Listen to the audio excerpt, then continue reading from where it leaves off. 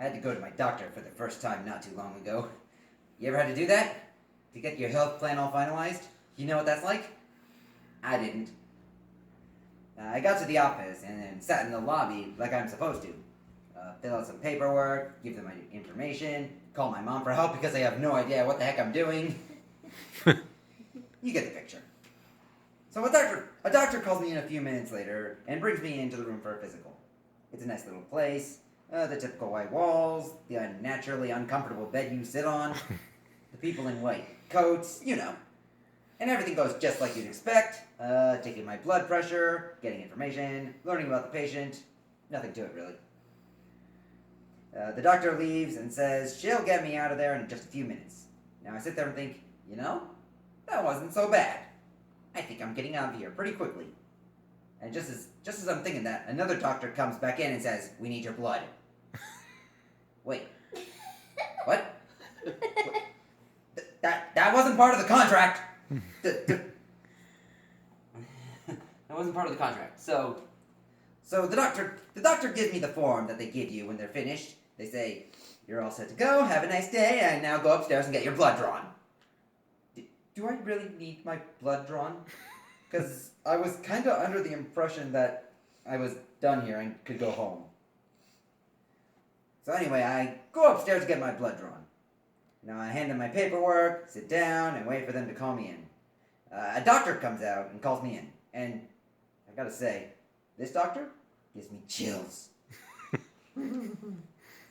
The doctor downstairs was much better at making me feel like I'm being cared for. Much more cordial, much more friendly. This doctor, she just has that air of fear on her. Getting straight to the point, stone face, pretty much everything you don't want in a doctor. It's no wonder she's the one who draws blood.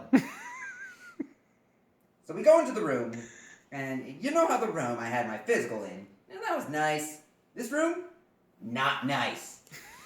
The other room was nice and homely. This one feels like it came out of a horror novel. There are vials filled with blood in the corner of the room. There's a weird-looking chair that I sit in, and there's this machine in the room that's humming constantly like... Is someone printing something? Anyway, this creepy doctor hops on the computer to do something. I don't know what, and something tells me I don't want to know. She asks me to spell my last name and then my first name. She should have asked me how to pronounce it. So, after 5 really long minutes, the moment arrives. She has me extend my arm, lower the horizontal chair arm in front of me. I don't even know who makes those kind of chairs. And I'm thinking, oh no, I'm locked in. I need to call Mom. It's a bit late for that though. I couldn't move my arm. And the doctor says, almost threateningly, "If I poke you wrong, we're gonna have to do this again."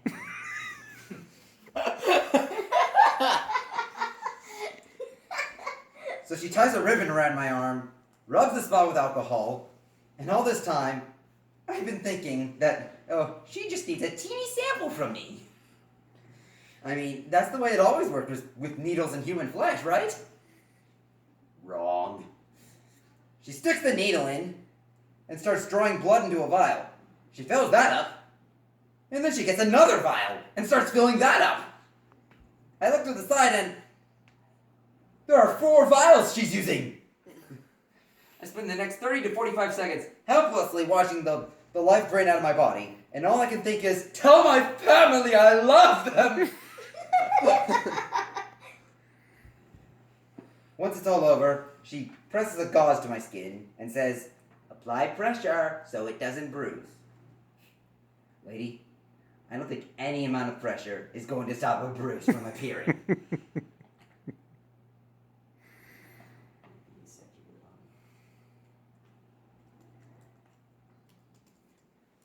And she's not done.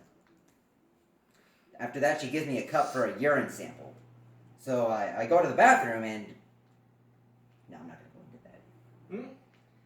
So I get the sample, and for some reason, the lid she gave me to cover the cup looks like the kind of lid you put on a medium drink that you got from McDonald's. It's got the bubbles, the plastic, it's got everything. All that's missing is a place for the straw. So I get the sample. I go around looking for the doctor awkwardly because for some reason she didn't tell me where to find her after I got the sample. So I find her, come up to her, and she looks at me and says, "Can I help you?"